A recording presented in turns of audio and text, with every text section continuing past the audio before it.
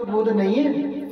सबसे बड़ी समस्या तो ये है कि पिजड़े को हम अपना रूप मान रहे हैं कि ये जो पिजड़ा परमात्मा ने दे दिया है 5 तत्व का, कि 5 तत्व का बनाए पुतला, और बाँव में बोले तेरी मैना कुछ लेना न देना, मगन रहना कुछ लेना न देना, मगन रहना। तो 5 तत्व के पिंजड़े में हमको बैठा दिया है और हमको अपना ही बोध नहीं है। हमने सबसे बड़ी गलती तो क्या की? देखो हमारे माँ बाप ने हमारे साथ गलती करना शुरू कर दी। क्या गलती की? खुद वो अज्ञान में जी रहे थे और हमको भी बचपन से अज्ञान में जीना सिखा दिया। सब कुछ बताओ ना बेटा, ये तेरी चाची है, मम्मी कह रही है ये तेरा भैया है, ये तेरे पापा हैं, सब कुछ बताया, लेकिन किसी ने ये नहीं बताया कि तू कौन है। किसी ने बताया? गुरुदेव के अलावा किसी ने बताया बहनों भाइयों कि कौन हो तुम? Who are you? किसी ने बताया? नहीं।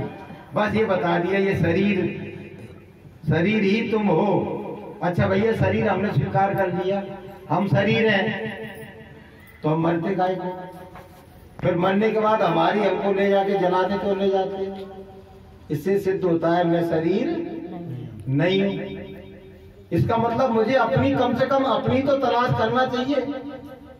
लोग कहते हैं परमात्मा नहीं मिलने वाला है, लेकिन भैया आत्मा तो मिल सकती है, क्योंकि आत्मा तो हमारे अंदर ही छिपी हुई है। कि खोजरी पिया को निज घट में, कि खोजरी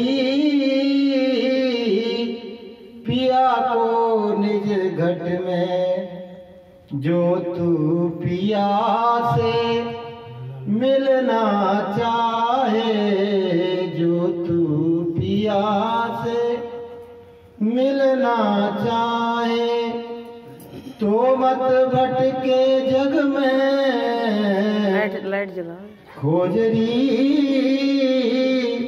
पिया को निज घट में।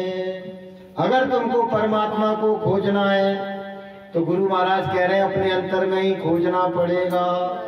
अगर तुमको आत्मा को खोजना है तो तुमको अंतर में ही खोजना पड़ेगा। अगर तुमको अपने आनंद को खोजना है तो भी तुमको अपने अंतर में ही खोजना पड़ेगा।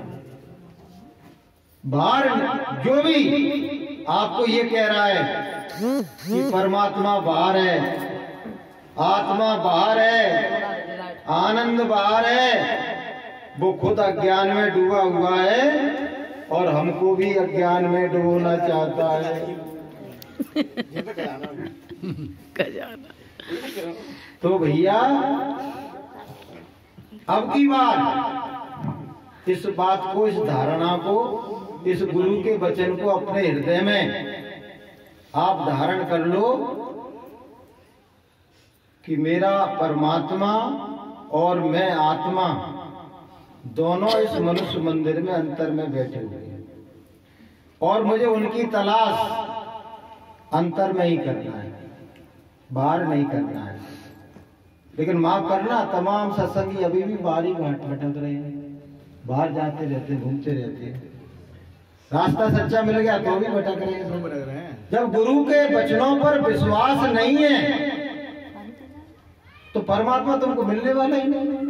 कि गुरु के वचन प्रीत नहीं जेई, जिनके अंदर गुरु के वचनों के प्रति प्रीत नहीं है, विश्वास नहीं है, भरोसा नहीं है, उनके लिए क्या कहा गया है कि गुरु के वचन प्रीत नहीं जेई, सपने सुलभ सुख नहीं तेई। उनको सपने में भी सुख मिलने वाला नहीं है, क्योंकि सुख तो गुरु ने अंदर में बताया और गुरु के वचन मान नहीं रहे हैं, वो बाहर ढूंढ रहे हैं, तो मिलने वाला नहीं है। तो जब हम साधना करें ध्यान करें, भजन करें, तो हमको ये बात धारण करके मन में करना चाहिए कि मेरा परमात्मा अन्यत्र नहीं है, वो अंतर में बैठा हुआ है। और देखो, दुनिया में सबसे ज्यादा कोई नजदीक है तो वो परमात्मा ही है, जिसको हमने सबसे ज्यादा दूर मान लिया है कि संसार में सबसे ज्यादा कोई दूर है तो वो परमात्मा है। नहीं, सबसे ज्यादा नजदीक कोई है तो वो परमात्मा ही है। क्यों? मैं आपको सिद्ध करके बता रहा हूं ना, क्योंकि वो परमात्मा हमारी आत्मा में ही निहित है।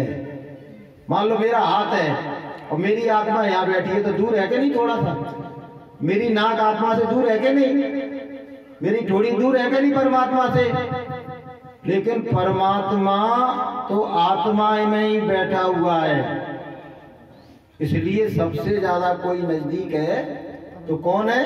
परमात्मा। परमात्मा। लेकिन हमने अज्ञान में, अविवेक में, अंधकार में सबसे ज्यादा उसको दूर कर दिया है और उसकी तलाश दूर करने जा रहे हैं, बहुत दूर। कि कोई दौड़े द्वारिका और कोई काशी जाए और मूर्ख लोग जाने नहीं और साहिब गटही माए। उसकी तलाश दूर कर रहे हैं, कंदराओं में, पहाड़ों में, नदियों में, तालाबों में, गुफाओं में, मंदिरों में, मस्जिदों में, गुरुद्वारों में उसकी तलाश कर रहे हैं। लेकिन वो कहाँ छिपा हुआ है? अपने अंतर में ही छिपा हुआ है। तो कम से कम सत्संगियों को, साधकों को, गुरु के बंदों को ये धारणा अपने मन में बना के रखना चाहिए कि जिसकी तलाश दुनिया बाहर कर रही है उसकी मुझे तलाश बाहर करने की जरूरत नहीं है, क्योंकि मेरे परमात्मा स्वरूपी गुरुदेव ने ये ज्ञान मुझको दे दिया है कि वो तुम्हारे अंतर में ही बैठा हुआ है। तो नित्य उसकी तलाश अंतर में करना है। और जब अंतर में नित्य उसकी तलाश करोगे तो एक दिन बहनों भाइयों मिलेगा कि नहीं मिलेगा? मिलेगा। बोलो, मिलेगा। और वो ऐसा मिलेगा कि मैं अपने आप को ही भूल जाऊंगा। जब वो मिलेगा ना तो मैं अपने आप को भूल जाऊंगा कि खोजत खोजत ये सखी और मैं भी गई हिराए और बूंद समानी समुद्र में तो किसको खोजन है जाए।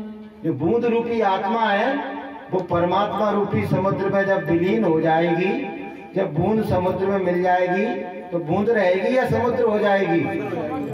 समुद्र हो जाएगी। तो हम उसकी तलाश करते करते उसमें ही विलीन हो जाएंगे। मैं मेरी जब मिट गई तू तेरा ही हो गया। लेकिन जब तक मैं है तब तक वो नहीं है।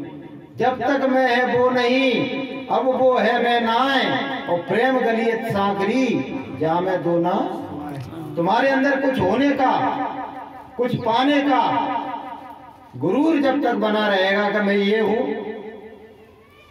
तब तक वो मिलने वाला नहीं है। सामाजिक मान्यताओं ने, रूढ़िवादों ने ऐसी जकड़न पैदा कर दी है। जैसे प्याज देखिए ना आपने, छिलके के भीतर छिलका, छिलके के भीतर छिलका, छिलके के भीतर छिलका, निकलता क्या है?